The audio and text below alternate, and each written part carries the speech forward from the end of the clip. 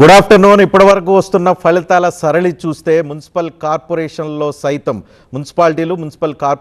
సైతం అధికార పార్టీ తన ఆధిపత్యాన్ని స్పష్టంగా ప్రదర్శిస్తుంది. ఇప్పటివరకు కాంగ్రెస్ పార్టీకి కేవలం గ్రామీణ ప్రాంతాల్లోనే కాంగ్రెస్ బలం ఉంది, మున్సిపాలిటీల్లో బీఆర్ఎస్ బలం ఉంది అనే అంచనాలని తారుమారు చేస్తూ అధికార పార్టీ కాంగ్రెస్ తన క్లియర్ కట్ లీడ్ను ప్రదర్శిస్తున్న తీరు కనిపిస్తుంది. ఇప్పటివరకు మున్సిపాలిటీలో చూస్తూ ఉంటే మున్సిపాలిటీల్లో ఉన్న 2582 మున్సిపల్ వార్డులకు గాను హాఫ్ మార్క్ క్రాస్ అయిన రిజల్ట్ వచ్చేసింది.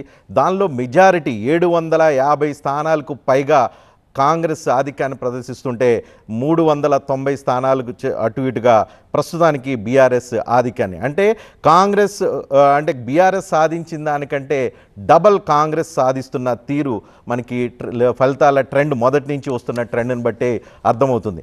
ఏదైతే సీఎం చెప్పినట్టుగా ట్రయాంగిల్ ఫైట్ ఉంటుందని అన్నారు, ట్రయాంగిల్ ఫైట్ ఇప్పటివరకు అయితే కనిపించడం లేదు. వస్తున్న రిజల్ట్ చూస్తుంటే బీజేపీ 110 స్థానాలు, అంటే 110 వార్డులకు మాత్రమే అవుట్ ఆఫ్ 1100కు పైగా వార్డుల రిజల్ట్ డిక్లేర్ చేస్తే 100 నుంచి 110 స్థానాల్లో మాత్రమే బీజేపీ తన ఆధిక్యతను గెలుపును సాధించిన పరిస్థితి కనిపిస్తుంది. కంప్లీట్గా ఇది ట్రయాంగిల్ ఫైట్ కాదు, అక్కడక్కడ triangle fight, majority 1-1 Congress BRS మధ్య ఫైట్గా మనకి తెలంగాణ మున్సిపల్ ఎన్నికల రిజల్ట్ను బట్టి మనకు అర్థమవుతుంది. కానీ మున్సిపాలిటీల్లో కాంగ్రెస్ ఉండదు, చదువుకున్న వాళ్ళు కాంగ్రెస్ వైపు ఉండరు, అదేవిధంగా అభివృద్ధి అంటే బీఆర్ఎస్ అనే అంచనాలని బ్రేక్ చేయటం అయితే ఈ రిజల్ట్ని బట్టి అర్థమవుతుంది. అధికార పార్టీకి న్యాచురల్గా స్థానిక సంస్థల ఎన్నికల్లో ఎక్కువ ఓట్లు సీట్లు వస్తాయని అంటూ ఉంటారు. కానీ దానికి భిన్నంగా కేవలం అధికార పార్టీయే కాదు, ప్రతిపక్ష పార్టీ కూడా ఇద్దరికి కలిపి మనకి ఓట్లు సీట్లు వస్తున్న తీరు చూస్తూ ఉంటే కాంగ్రెస్ తన ఆధిపత్యాన్ని పెంచుకుని దాన్ని కన్సాలిడేట్ చేసుకునే ప్రయత్నం కనిపిస్తుంది.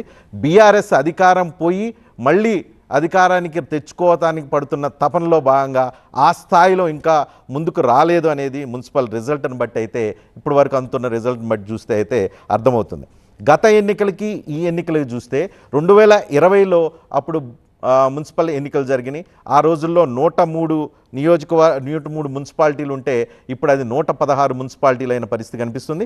గతంలో 70% పోలింగ్ జరిగితే 70.26% పోలింగ్ జరిగితే ఈసారి 73.01% పోలింగ్ జరిగింది. గతం కంటే 3% పోలింగ్ అదనంగా జరిగింది. సో 3% అదనంగా పోలింగ్ జరిగింది ఎవరికి ఉపయోగము అని అంటే కొన్ని చోట్ల కొన్ని అనూహ్యమైన రిజల్ట్ కనిపిస్తోంది. గత మున్సిపాలిటీల్లో ఎన్నెన్ని సీట్లు ఎవరికి వచ్చినాయి అనేది ఒక్కసారి చూద్దాం. ఎందుకంటే రిజల్ట్ వస్తున్న ఈ తీరుని బట్టి చూస్తుంటే గత మున్సిపాలిటీలో ఎవరెవరికి ఎన్ని సీట్లు వచ్చినాయి అంటే గతంలో కేవలం మున్సిపాలిటీలో 5 అంటే 5 మాత్రమే కాంగ్రెస్కి వచ్చినాయి. ఈరోజు ఆ మున్సిపాలిటీలు కాంగ్రెస్ పార్టీ దాదాపు 70 వరకు గెలుచుకోవడానికి ట్రెండ్ కనిపిస్తుంది. గతంలో 5 మున్సిపాలిటీలు గెలుచుకున్న కాంగ్రెస్ పార్టీ ఇప్పుడు దాదాపు 70 మున్సిపాలిటీలు గెలుచుకోవడానికి మార్గం సుగమం చేసుకున్నట్లుగా అందుబాటులో ఉన్న సమాచారాన్ని బట్టి చూస్తే మనకు అర్థమవుతుంది. బీఆర్ఎస్ 2020లో జరిగిన మున్సిపల్ ఎన్నికల్లో 93 మున్సిపాలిటీలు కైవసం చేసుకుంటే ఈసారి బీఆర్ఎస్ కేవలం 20 నుంచి 30 మున్సిపాలిటీల మధ్యకు పరిమితం అయిపోయే అవకాశాలు కనిపిస్తున్నాయి ప్రజెంట్ ట్రెండ్ని బట్టి చూస్తూ ఉంటే. ఇక బీజేపీ గతంలో 2 మున్సిపాలిటీలు గెలుచుకుంటే ఈసారి 2 కంటే ఎక్కువగా దాదాపు 7-8 మున్సిపాలిటీల్లో బీజేపీ గెలుచుకోవటానికి అవకాశం ఉన్నట్లుగా మనకి ట్రెండ్ని బట్టి చూస్తే అర్థమవుతుంది. ఇతరులు ఇక్కడ కీలకంగా ఒక అంశం కనిపిస్తూ ఉంది. ఈ కీలకమైన అంశంలో బీఆర్ఎస్ నుంచి బయటకు వచ్చి సొంత కుంపటి పెట్టుకోవడానికి ప్రయత్నాలు చేస్తున్న కల్వకుంట్ల కవిత, కేసీఆర్ కుమార్తె, కేటీఆర్ చెల్లి కల్వకుంట్ల కవిత, ఆమె ఫార్వర్డ్ బ్లాక్తో కలిసి ఈసారి ఎన్నికల్లో పార్టిసిపేట్ చేశారు. అనూహ్యంగా ఒక మున్సిపాలిటీలో అవుట్ ఆఫ్ 10 8 వార్డులు గెలుచుకున్న ఆ మున్సిపాలిటీ కల్వకుంట్ల కవిత మద్దతు తీసుకున్న ఫార్వర్డ్ బ్లాక్ గెలుచుకుంటున్న పరిస్థితి కనిపిస్తుంది. సో అదర్స్ 4కు మించి కొన్ని చోట్ల వచ్చే అవకాశం కనిపిస్తూ ఉంది. ఎందుకు అంటున్నానంటే బైన్సాలో సెన్సిటివ్ ప్లేసు.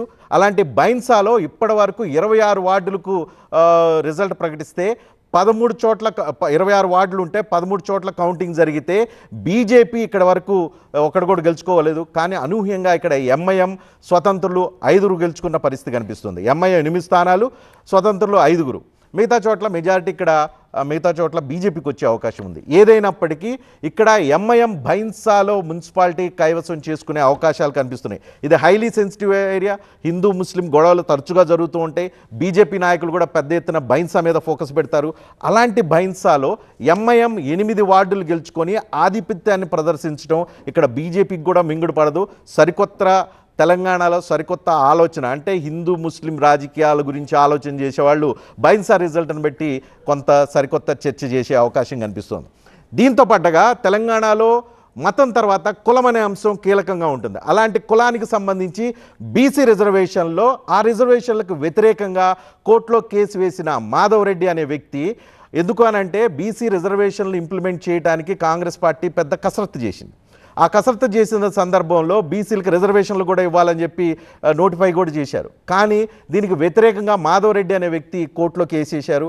ఆ మాధవ్ రెడ్డి బీఆర్ఎస్ నుంచి పోటీ చేశారు, ఇది మేడ్చల్ మున్సిపాలిటీలో పోటీ చేశారు.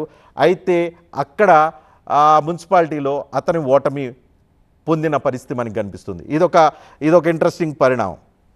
దీంతో పాటుగా కొన్ని చోట్ల ఒక్కొక్క మున్సిపాలిటీలో అలాంటి ఇంట్రెస్టింగ్ పరిణామాలు మనం చూద్దాం. అదేవిధంగా ముఖ్యమంత్రికి సంబంధించిన నియోజకవర్గాన్ని చూస్తే కాంగ్రెస్ పార్టీ ఇక్కడ వన్ సైడ్ రిజల్ట్ను ప్రదర్శిస్తూ ఉంది. అండ్ వన్ సైడ్గా అక్కడ మున్సిపాలిటీలు కైవసం చేసుకుంటున్న పరిస్థితి కనిపిస్తుంది, వార్డులు కూడా. ఇక కేటీఆర్ నియోజకవర్గం, కేటీఆర్ ప్రాతినిధ్యం వహిస్తున్న సిరిసిల్ల నియోజకవర్గంలో కూడా ఇక్కడ బీఆర్ఎస్ తన హవాని కొనసాగిస్తూ ఉంది.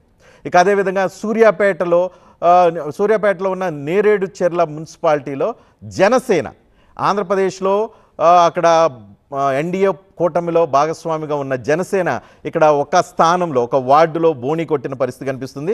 జనసేన ఇక్కడ పోటీ చేయాలని చాలా ఉత్సాహపడింది. పవన్ కళ్యాణ్ క్యాంపెయిన్ చేయాలనుకున్నారు, కానీ అనూహ్యంగా ఆయన క్యాంపెయిన్ చేయలేదు. కానీ ఇక్కడ బీజేపీ సహకారంతో ఇక్కడ ఒక పోటీలో దిగారు. అయితే ఇక్కడ జనసేన సూర్యాపేటలో ఉన్న నేరేడు చెర్ల అనే మున్సిపాలిటీలో బోణి కొట్టిన పరిస్థితి కనిపిస్తోంది.